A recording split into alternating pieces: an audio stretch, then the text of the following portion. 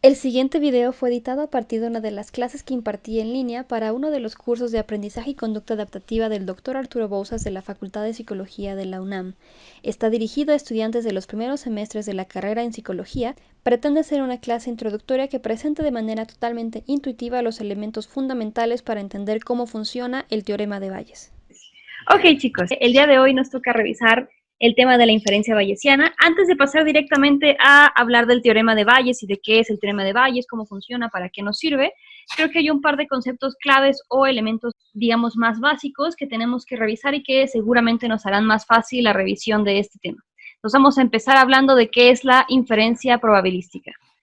Y para ello me gustaría retomar un par de conceptos que son muy importantes dentro de la teoría de la probabilidad, que tiene que ver con la distinción entre los fenómenos que son deterministas, es decir, fenómenos que siempre que se presentan en el mundo bajo ciertas circunstancias, sabemos exactamente qué es lo que podemos esperar.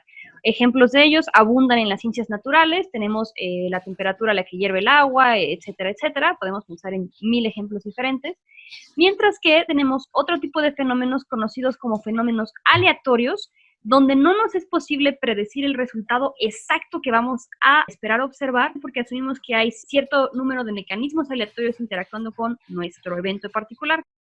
A cada repetición individual de un fenómeno aleatorio se le conoce en teoría de la probabilidad como experimento.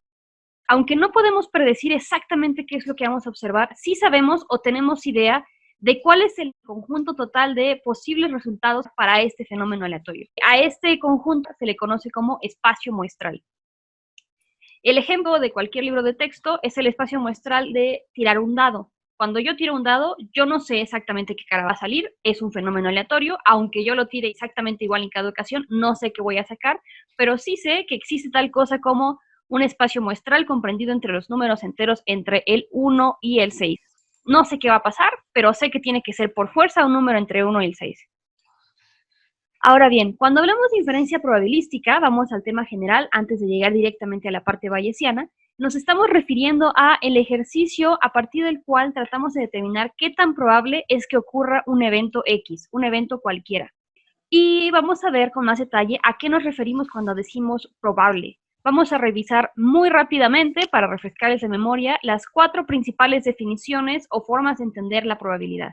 Primero tenemos la definición clásica de probabilidad, que es aquella que parte del supuesto de que todos los eventos posibles, todos los eventos que componen el espacio muestral son equiprobables, tienen la misma probabilidad de ocurrir.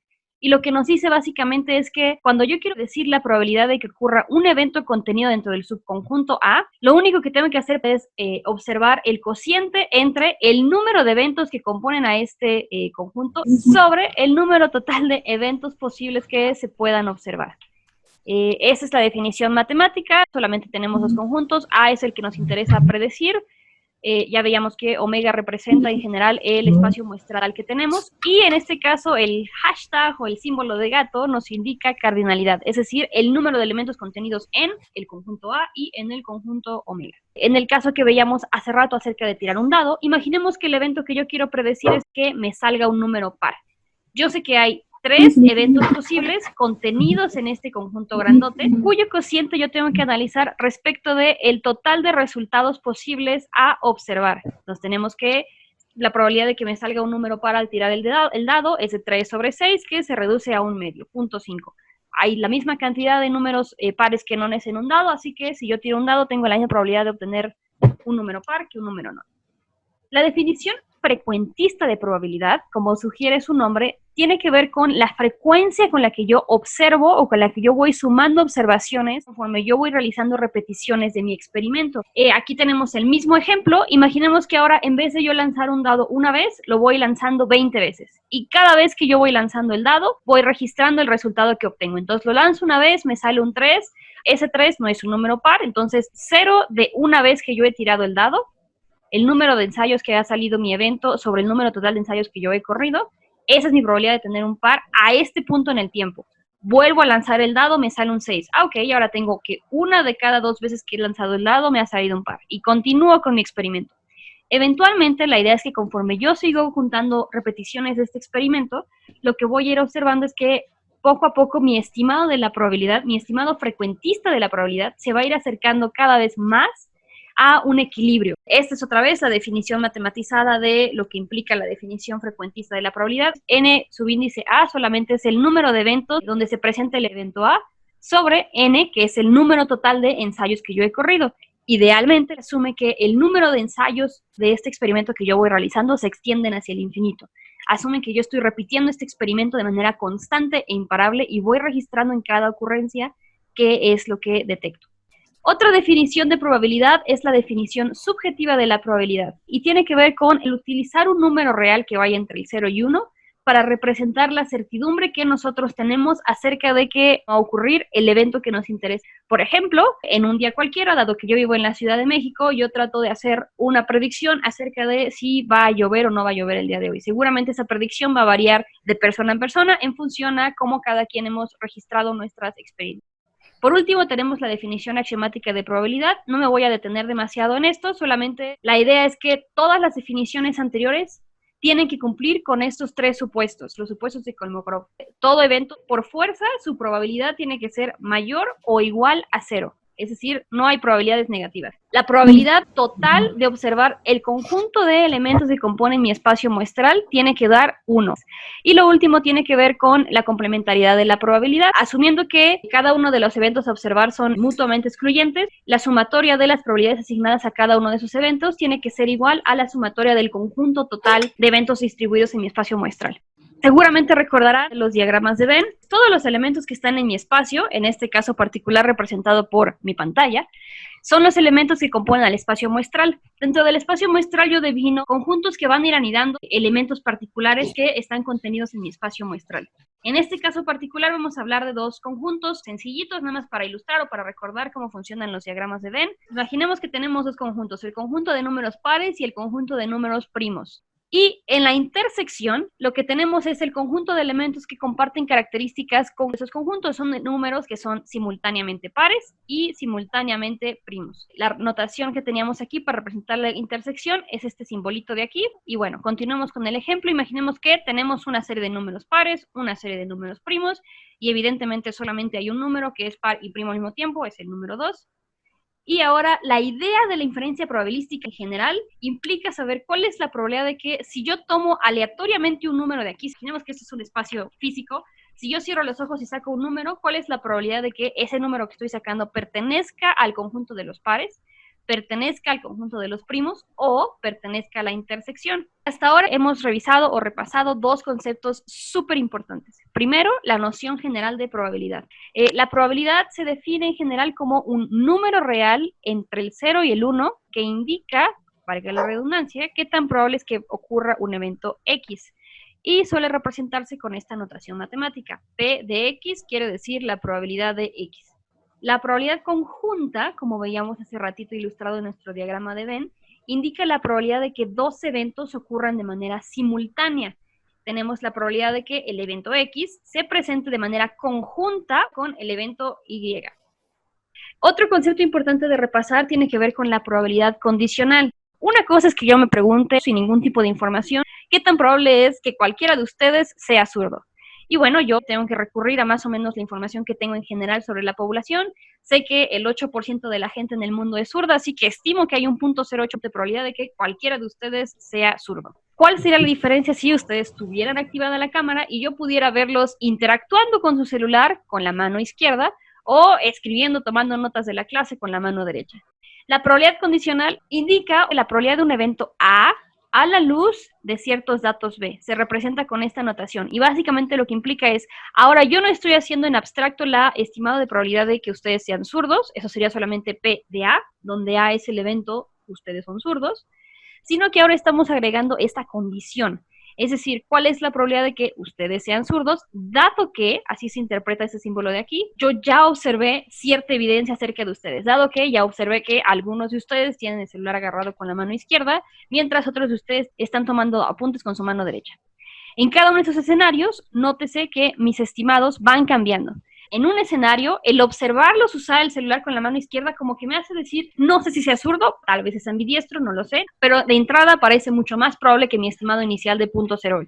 Caso contrario, si los voy a escribir con la mano derecha, otra vez agrego información. No es como que esté segura de que no son zurdos, siempre pueden ser ambidiestros, pero tengo más certidumbre en que no lo son. Mi estimado de probabilidad de que sean zurdos baja. El agregar información, en este caso el evento B, cambia el estimado de probabilidad, lo incrementa o lo reduce respecto de si yo hubiera hecho la inferencia probabilística de manera totalmente cegada. Lo interesante de la probabilidad condicional es que nos permite distinguir entre dos tipos de eventos. Tenemos los eventos independientes y los eventos no independientes. Los eventos independientes, como su nombre sugiere, son aquellos en los que claramente no hay ninguna relación. Por ejemplo, imaginemos que, otra vez por consenso, yo quiero estimar la probabilidad de mi evento A, que es la probabilidad de que hoy vaya a llover, y la evidencia que tengo es que hoy es miércoles. Como realmente el día de la semana a mí no me aporta ninguna información acerca de qué tan probable es que hoy llueva o no llueva, mi estimado de probabilidad de que el día de hoy llueva, dado que sé que hoy es miércoles, es exactamente el mismo que yo hubiera hecho sin esta información.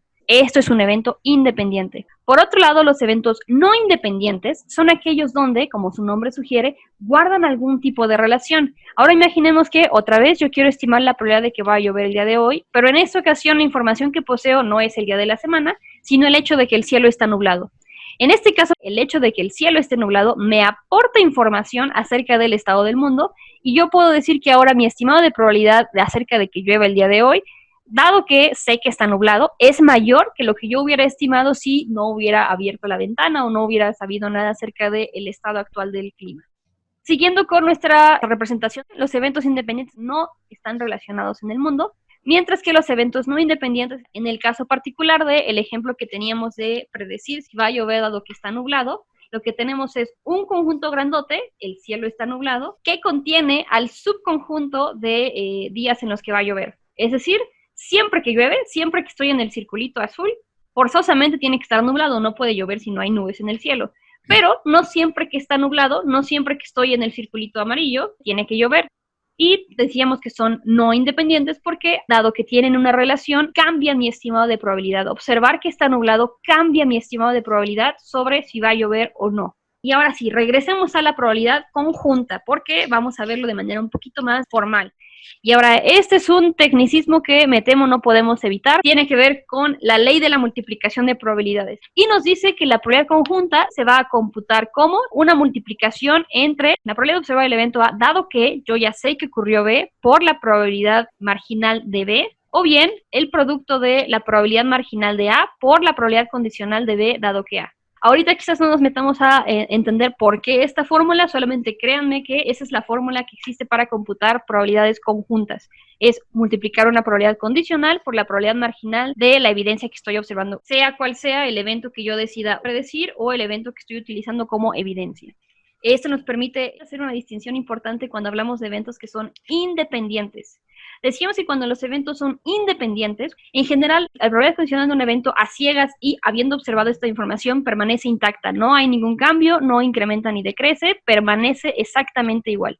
La probabilidad de que vaya a llover, dado que hoy es miércoles, es mi mismo estimado que yo hubiera hecho a ciegas acerca de la probabilidad de que llueva el día de hoy y nada más. Imaginemos que en este caso estamos tratando de estimar la probabilidad de que el evento A y el evento B se presenten de manera conjunta, pero yo sé que el evento A y el evento B son eventos independientes. Yo sé que esta probabilidad condicional no va a cambiar respecto de la probabilidad que yo habría estimado sin observar la evidencia. Esto nos lleva a esta versión simplificada de la fórmula en donde para eventos independientes, la probabilidad conjunta se estima como la multiplicación de las probabilidades individuales de cada evento.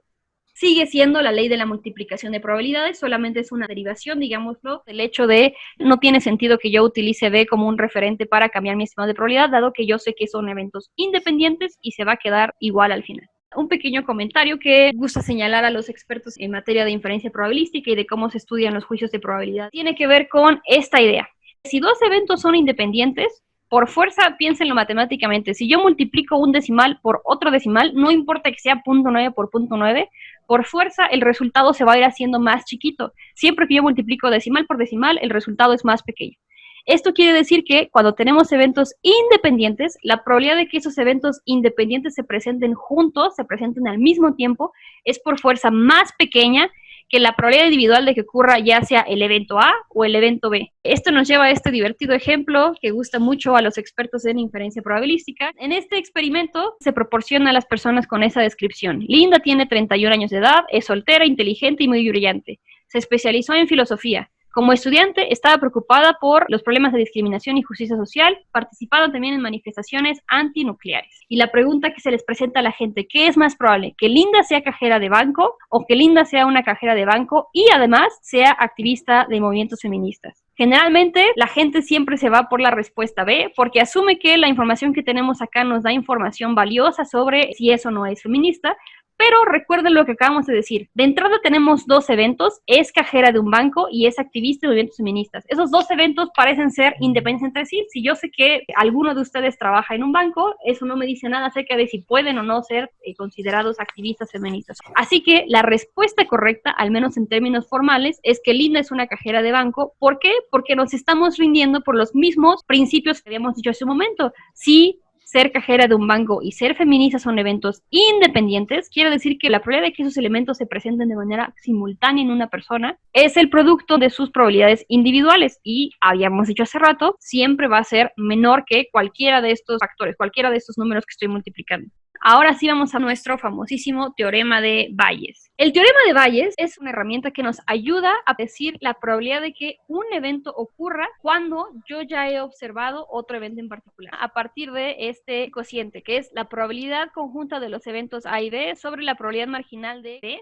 Y hay una manera muy intuitiva de presentar esta misma fórmula. La idea es muy sencilla. Si yo quiero estimar cuál es la probabilidad de que llueva, dado que yo sé que está nublado, lo que tengo yo que hacer es saber qué tan probable es que si yo saco aleatoriamente un elemento de este círculo, el amarillo, que es el que yo ya observé que está nublado. Yo sé que el valor que yo estoy observando o el evento que estoy observando cae dentro de este círculo grandote amarillo. Ahora, lo que quiero saber es qué tan probable es que además caiga en el subconjunto azul, que representa el hecho de que además de que está nublado, está lloviendo. Tiene sentido que entonces lo que a mí me interesa saber es una razón entre qué tanto del área total que compone el evento está nublado, que es lo que tenemos aquí en el denominador, representa el subconjunto o el evento de está lloviendo. Me interesa saber qué tanto representa el área azul, donde está lloviendo y además está nublado, del área total del evento está nublado. Para despejar esta fórmula, para poder lidiar con ella, regresamos a nuestra ley de multiplicación de probabilidades y ya habíamos visto que para estimar cualquier probabilidad conjunta tenemos estas dos fórmulas que son totalmente intercambiables. Vamos a revisar cada una de ellas. Parece ser que la primera versión de esta fórmula o utilizar esta probabilidad condicional nos mete en un predicamento porque es precisamente la probabilidad que queremos estimar. No tiene sentido que sustituyamos el numerador con esta fórmula. Tiene más sentido que utilicemos esta segunda versión donde no es nuestra incógnita.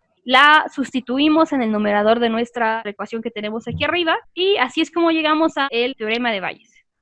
Algo que nos ayudaría mucho a entender cómo funciona tiene que ver con que cada uno de los términos contenidos en esta ecuación recibe un nombre, cumple una función y creo que ayuda bastante a entender cómo funciona el teorema. El primer elemento que tenemos aquí se conoce como probabilidad posterior. Posterior básicamente porque es con lo que terminamos. Nuestro estimado final que queremos computar. Implica estimar la probabilidad de un evento A, dado que yo observé la evidencia de un evento B. La probabilidad posterior es nuestro objetivo y se computa a partir de los siguientes elementos. Primero tenemos la probabilidad prior, que como indica su nombre, es la que antecede. Acuérdense, estamos tratando de predecir la probabilidad de que llueva, dado que está nublado. Mi probabilidad inicial, la probabilidad antes de saber que está nublado, es la probabilidad prior. Se define como la probabilidad del evento A, con independencia total de si observé o no observé que ocurre B. Luego tenemos algo llamado verosimilitud. La verosimilitud, como su nombre sugiere, implica ahora la probabilidad de observar la evidencia B o en un escenario donde yo sé que de hecho está lloviendo. Básicamente, la verosimilitud implica qué tan creíble es la evidencia, qué tan probable es que cuando de hecho está lloviendo, también esté nublado. Implica revertir la pregunta, es qué tan verosímil es esta evidencia que yo estoy observando, dado cuántas veces se presenta respecto a el número total de veces que mi evento que estoy prediciendo ahorita sí ocurre. Es decir, la probabilidad de que el cielo esté nublado, dado que está lloviendo. Y por último tenemos la verosimilitud marginal, que es la que tenemos aquí abajo, que como decíamos no es otra cosa más que la probabilidad de observar la evidencia con independencia total de su relación con A. En este caso es a secas la probabilidad de que esté nublado. Una última anotación es, ¿qué implica decir que algo es bayesiano? Un término muy común en el área, sobre todo los que estudiamos modelamiento cognitivo, es hablar de cosas que son bayesianas. Cuando decimos que algo es bayesiano, ya sea un modelo estadístico, un modelo cognitivo, implica que está operando el teorema de Bayes de fondo. Implica decir que se está haciendo una inferencia de probabilidades, estamos estimando la probabilidad de que algo ocurra dada la observación de ciertas cosas, y más importante aún, implica decir que hay una actualización constante de la información que me permite reducir mi incertidumbre inicial. No es tan simple como recurrir a mi prior, sino que además voy a tomar en cuenta la evidencia que ocurre para actualizar mis creencias iniciales acerca de la probabilidad de este evento. Y aquí tenemos un ejemplo aplicado que saqué de Weijima. Este ejemplo se conoce como el ejemplo del reclamo de equipaje, parte de los dos siguientes pedazos de información. Imaginen que ustedes y 99 personas más, hay 100 personas en total, están esperando a recoger su equipaje en un aeropuerto. Y tienen una maleta que es tan común que en general saben que el 5% de los pasajeros en el mundo tienen una maleta igual. Es una maleta relativamente popular. El 5% de la gente que viaja tiene una maleta exactamente igual a la suya. Al salir la primera maleta, la maleta se ve como la suya. Varias personas, incluyéndose ustedes, por supuesto, comienzan a hacer ademán de recogerla. La pregunta es, ¿cuál es la probabilidad de que sea su maleta? Para ello vamos a utilizar nuestro teorema de Bayes. Y empezamos por distinguir cuáles son los dos fenómenos generales que voy a utilizar para hacer mi inferencia bayesiana. Decíamos que lo que estamos computando es la probabilidad del evento A. ¿Cuál es la probabilidad de que la maleta sea mía? Ese es nuestro evento objetivo. Mientras que la evidencia que estamos utilizando es el hecho de que la maleta que salió se ve como la mía. Es lo que estamos utilizando para hacer nuestro estimado. Eso quiere decir que nuestra probabilidad posterior, detrás de la cual estamos ahorita tratando de dirigir nuestro cómputo, implica la estimación de la probabilidad de que sí sea mi maleta, dado que se ve como mi maleta. ¿Cuál es la probabilidad del evento A dada la evidencia B? Para ello, tenemos que actualizar la estimación prior, que es la que nos dice cuál es el estimado inicial que yo hubiera hecho antes siquiera de ver que se ve como mi maleta. Entonces, sabemos que nosotros y otras 99 personas más están esperando a recoger su equipaje. Entonces, a ciegas, la probabilidad de que sea mi maleta, sin tener esta evidencia, sin tener la evidencia de que es una maleta que se ve como la mía, la probabilidad de que la primera maleta que salga sea la mía es de 1 sobre 100. 1 sobre 100 porque hay 100 personas esperando, hay 100 maletas que van a salir, la probabilidad de que la primera en salir sea la mía es de 1 sobre 100 o 0.01.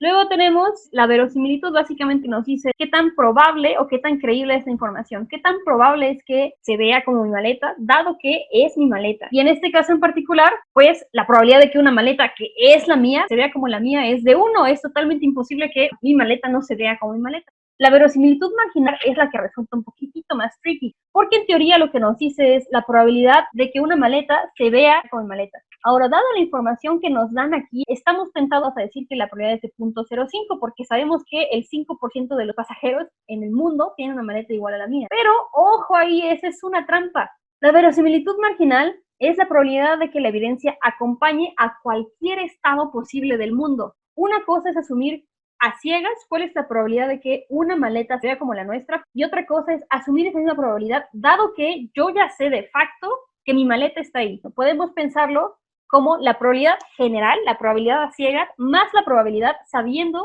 este hecho de que yo ya puse mi maleta en ello. En un conjunto cualquiera de maletas, de 100 maletas aleatorias, hay un 0.05 de probabilidad de que si yo tomo una maleta al azar de este montón, sea del mismo modelo o se vea igual a mi maleta. Pero ahora además, imaginemos que yo quité una maleta y la puse o la cambié con la mía.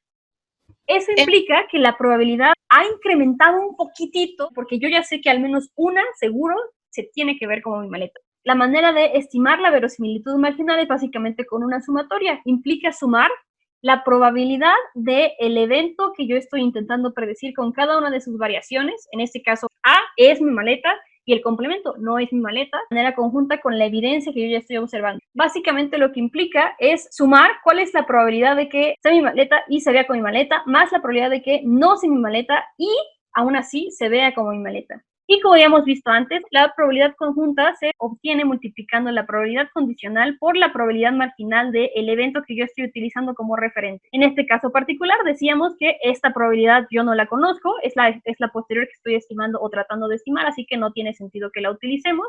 vamos a trabajar con la ecuación de abajo y hacemos nuestra estimación de la verosimilitud marginal. Entonces, en este caso tenemos nuestra primera probabilidad condicional, la probabilidad de que se vea como mi maleta, dado que es mi maleta, por la probabilidad de que sea mi maleta. Esa es nuestra primera probabilidad conjunta. Ahora vamos a computar el evento A complemento. ¿Cuál es la probabilidad de que se vea como mi maleta, dado que no es mi maleta, por la probabilidad solita de que no sea mi maleta? La probabilidad de que se vea como mi maleta, dado que es mi maleta, ya hemos dicho esto es 1, por la probabilidad de que sea mi maleta, ya hemos dicho que es 0.01. La probabilidad de que se vea como mi maleta, aún sin ser mi maleta, es del 0.05. Aquí sí tenemos el 0.05 porque lo que nos hizo el problema es que en general en el mundo el 5% de la gente tiene una maleta igual a mí. Entonces la probabilidad de que se vea como mi maleta, aún sin ser mi maleta, es del 0.05. Y ahora aquí tenemos que estimar la probabilidad prior o la probabilidad solita de que no sea mi maleta. Si tenemos 100 maletas que salen y decíamos la probabilidad de que la primera en salir así sin verla sea mi maleta es de 1 sobre 100, eso quiere decir que la probabilidad de que no sea mi maleta la primera que sale es de 99 sobre 100, 0.99. Entonces yo hago estas dos multiplicaciones, 1 por 0.01, evidentemente es 0.01, más 0.05 por 0.99, 0.049. Y ahora tenemos estas dos probabilidades. Si sumamos 0.049 más 0.01 nos da 0.059. Noten cómo ahora el estimado de probabilidad es mayor a la que yo le hubiera asignado solamente sabiendo que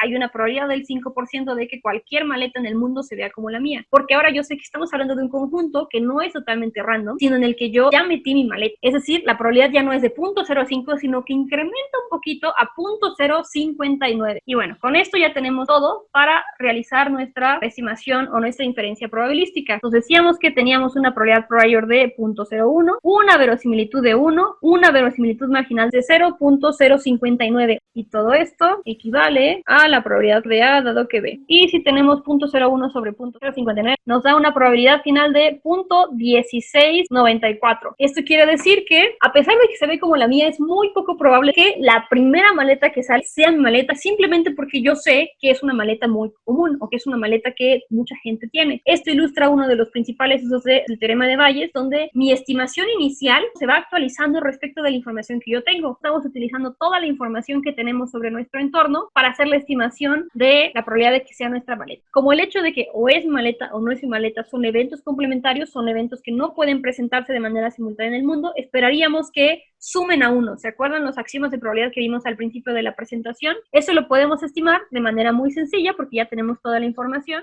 Vamos a utilizar el teorema de Bayes ahora para estimar la probabilidad de que la primera maleta no sea la mía, aún a pesar de que se ve como mi maleta. Decíamos, la probabilidad de que se vea como mi maleta, a pesar de que no es mi maleta, dado lo que yo sé sobre qué tan común es mi maleta, existe un 0.05 de probabilidad de que se vea igual que mi maleta, aunque no lo es. La prior ahora cambia. Decíamos que es de 0.99. Sin ver las maletas, hay 100 personas esperando conmigo. Yo sé que la probabilidad de que la primera en salir no sea mía es de 0.99. Y abajo tenemos la misma verosimilitud marginal que aquí arriba, 0.059. Ahora, si yo computo esta ecuación, simplificamos 0.05 por 0.99, ya habíamos dicho que es 0.049, y eso lo dividimos sobre 0.059, y eso nos da una probabilidad de 0.8389. La idea es que 0.8389 más 0.1694, que es lo que obtuvimos hace rato, nos da marginalmente 1. Pero la idea es la misma, son eventos complementarios, y la probabilidad total, es decir, sumando los dos, nos da 1. Y bueno, decíamos que cuando llamamos a algo bayesiano es porque estamos asumiendo que existe un proceso de inferencia probabilística donde se van actualizando constantemente nuestras creencias conforme voy recopilando información acerca de la estructura del mundo. En el caso del ejemplo que acabamos de ver, implica que yo no me estoy quedando solamente con mi estimado prior de la probabilidad de que la primera maleta en salir sea la mía sin saber nada sobre el mundo, sino que lo voy actualizando, lo voy ponderando con la información que yo recibo de mi entorno, con el hecho de que la primera maleta en salir se ve como la mía, pero también con la información que yo tengo sobre qué tan común es mi maleta en el mundo. Otra forma de pensar en este proceso de actualización constante es si lo pensamos a lo largo del tiempo. Imaginemos que tenemos el mismo ejemplo, solo que en este caso las maletas siguen saliendo, ya se fueron 85 personas con sus maletas y ahora nos quedan solamente 15 personas. De las últimas 15 maletas en salir, ¿cuál es la probabilidad de que si la maleta número 86 en salir se ve igual a la nuestra, sea la nuestra?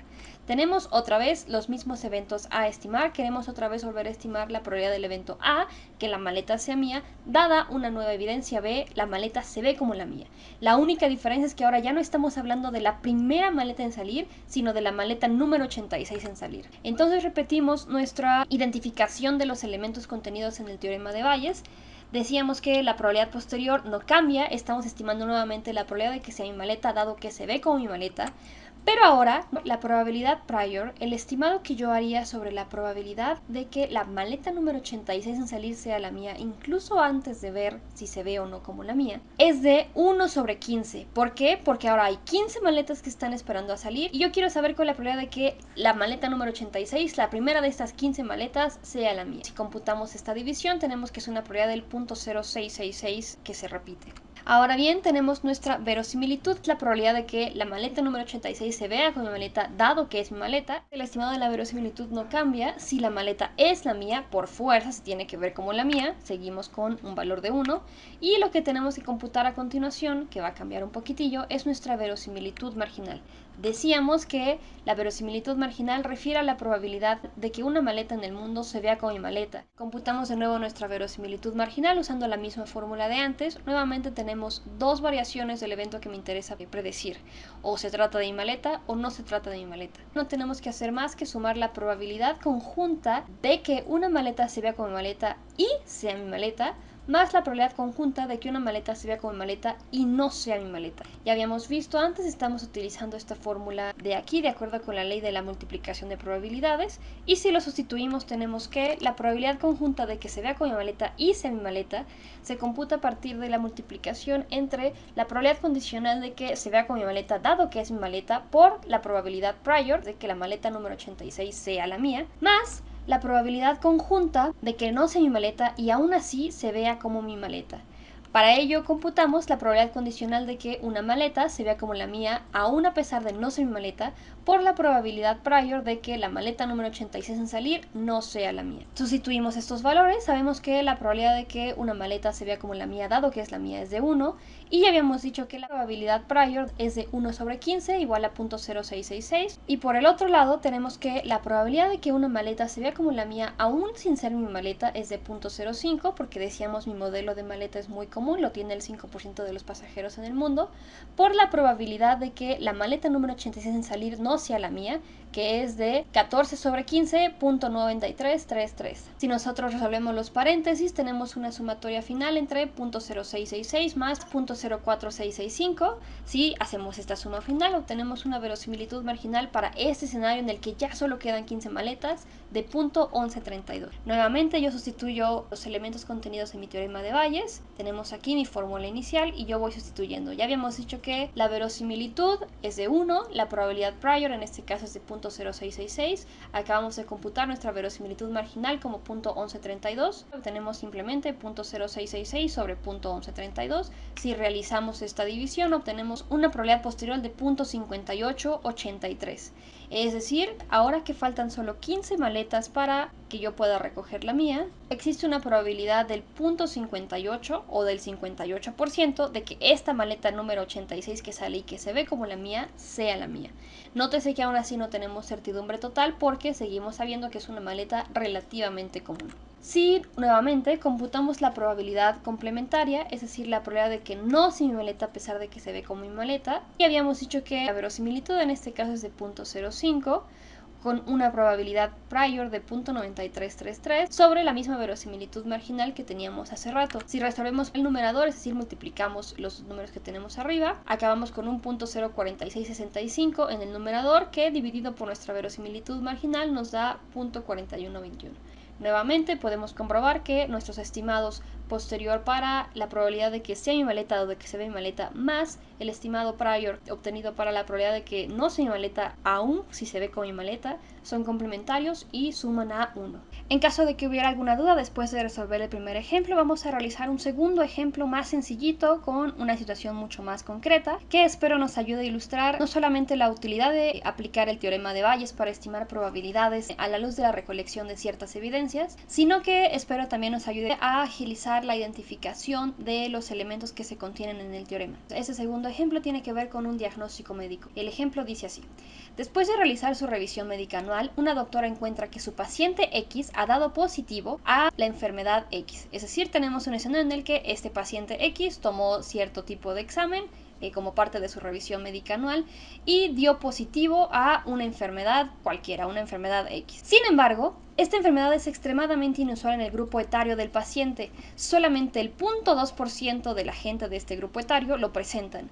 Y se sabe que la prueba realizada no es del todo confiable. Hay una tasa de falsos positivos del 20% y una tasa de falsos negativos del 10%. Dado lo que sabemos acerca de la estructura probabilística de nuestro entorno, dado lo que sabemos acerca de la probabilidad con la que esta enfermedad se presenta en personas que comparten características con mi paciente X y las características de la prueba realizada, lo que sabemos acerca de la tasa de falsos positivos y falsos negativos que emite nuestra prueba, vamos a intentar determinar qué tan probable es que de hecho mi paciente X presente la enfermedad X dados los resultados obtenidos en la prueba. Y bueno, con ello podemos proceder a aplicar nuestro ya conocido teorema de Bayes, empezando por definir cuáles son los eventos que me interesan predecir y cuáles son los eventos que estoy utilizando como evidencia. De acuerdo con nuestro planteamiento del problema, el evento A, el evento que me interesa predecir, es la presencia de la enfermedad X y la evidencia que yo estoy utilizando evidentemente es el resultado obtenido en los exámenes. Para fines de este ejemplo vamos a utilizar la siguiente notación. Vamos a referirnos a los resultados positivos del paciente como PX-POS y a la presencia de la enfermedad X como ENF-X. Pasamos ahora sí a nuestro teorema de Bayes. Ya conocemos cuáles son los elementos que lo componen, así que sabemos que tenemos que encontrar una probabilidad posterior y que para ello vamos a tener que recurrir a nuestra probabilidad prior, nuestra verosimilitud y nuestra verosimilitud marginal. Entonces nuestra probabilidad posterior ya sabemos que estamos tratando de computar la probabilidad de que exista la enfermedad de X dado que el paciente X dio positivo a su revisión médica. Es una incógnita, nuestro trabajo es llegar a ella. La probabilidad prior sabemos que refiere al estimado inicial que yo hubiera hecho incluso antes de saber el resultado del examen acerca de la probabilidad de que mi paciente X tenga esta enfermedad. Si nos regresamos al problema, vemos que dentro de los tres elementos de información probabilística que se nos presentan, el único que empata con esta característica tiene que ver con la proporción o el porcentaje de personas de su grupo etario que presentan esta enfermedad. Decimos entonces que la probabilidad prior es de 0.002. Acuérdense, cuando convertimos un porcentaje en decimales tenemos que dividirlo entre 100, entonces 0.2 entre 100 nos da 0.002. Luego continuamos con nuestra verosimilitud que decíamos nos indica qué tan probable es que, asumiendo que mi paciente tenga la enfermedad X, yo haya observado resultados positivos. Nuevamente regreso al planteamiento del problema y vemos que aquí lo que tenemos que utilizar es la información acerca de qué tan precisa es la prueba. Tenemos un 20% de falsos positivos, es decir, de las personas que no tienen la enfermedad, el 20% aún así obtienen resultados positivos y una tasa de falsos negativos, es decir, de personas que aún teniendo la enfermedad sale negativa la prueba del 10%. Lo que eso nos dice es que la probabilidad de que teniendo la enfermedad den resultados positivos es de 0.9.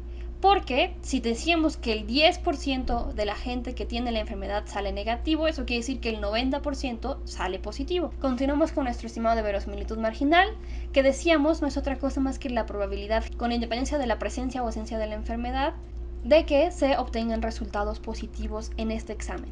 Y bueno, habíamos dicho que para eso tenemos que hacer una sumatoria de las probabilidades conjuntas entre la evidencia que yo estoy utilizando, en este caso la presentación de resultados positivos, y la presencia o ausencia de la enfermedad. Entonces esto implica que vamos a hacer una suma entre la probabilidad con la que se presentan de manera conjunta resultados positivos y la enfermedad, más la probabilidad conjunta con la que aparecen resultados positivos y no se presenta la enfermedad.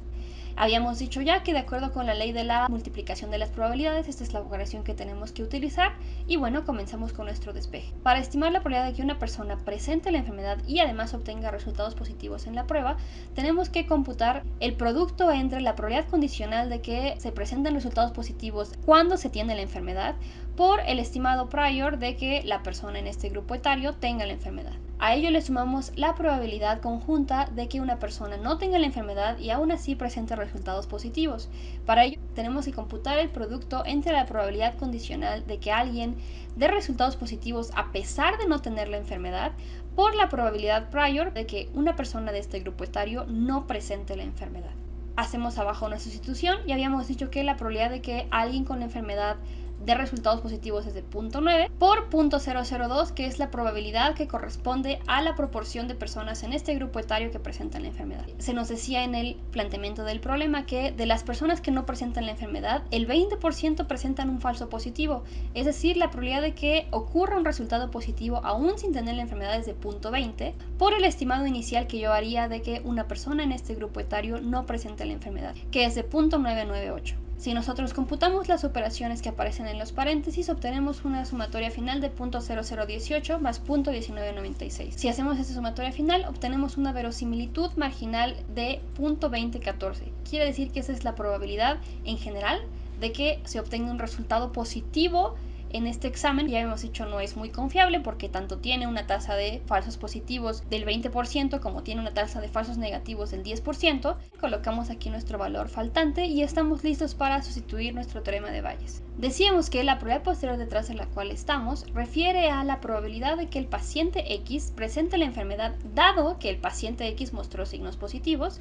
y que eso se va a computar como una razón entre el producto de la probabilidad condicional de que el paciente X presente resultados positivos dado que tiene la enfermedad y la probabilidad inicial o probabilidad prior de que este paciente tenga la enfermedad sobre la verosimilitud marginal, que representa la probabilidad, con independencia de si tiene o no la enfermedad, de que cualquier persona que presente esta prueba presente resultados positivos.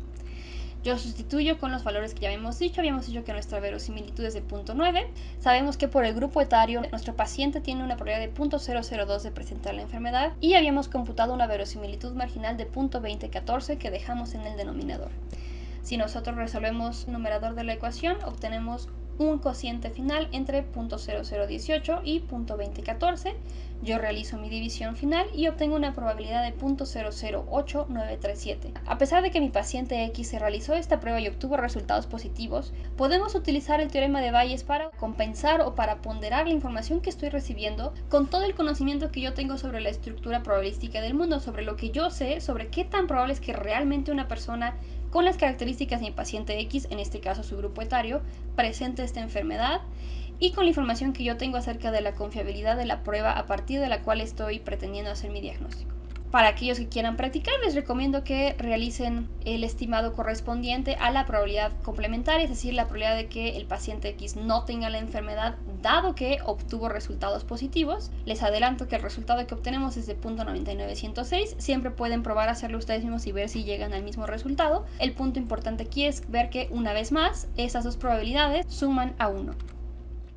Yo nada más le añadiría que hay al menos dos formas de entender los modelos bayesianos. Una que es la más común, que es la que se emplea en matemáticas y en estadística, y es una técnica que permite estimar parámetros. Cuando los estudiantes vean en cursos más avanzados de estadística, estimación bayesiana, lo que van a ver es las técnicas que permiten estimar esos parámetros, y que básicamente lo que están haciendo es actualizando constantemente a partir de la evidencia, se van acercando a un valor que es creíble del parámetro que están empleando. En el curso, porque no es un curso de estadística, nuestro énfasis va a ser en los modelos que asumen que los organismos se comportan como si estuvieran haciendo computaciones bayesianas.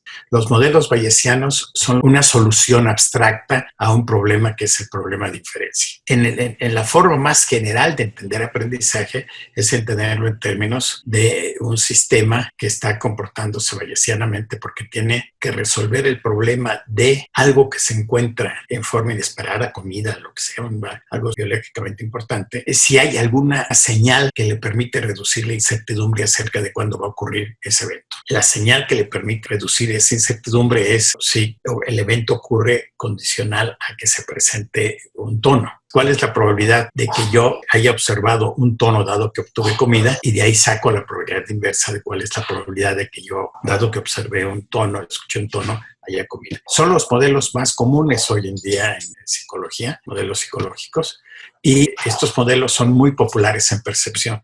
Y bueno, como cierre me gustaría dejarles aquí una lista de materiales súper introductorios, súper intuitivos y muy amigables que les recomiendo muchísimo consultar para aquellos que estén interesados en el tema y que les gustaría revisarlo quizás con un enfoque diferente, con más calmita y a su ritmo. Por último, no me queda más que agradecerles por su atención. Mi nombre es Adriana Chávez. Les dejo aquí mi correo por si tienen alguna duda o comentario. Siempre estoy feliz de recibir correos y me encanta ser de ayuda. Y que pasen una excelente tarde.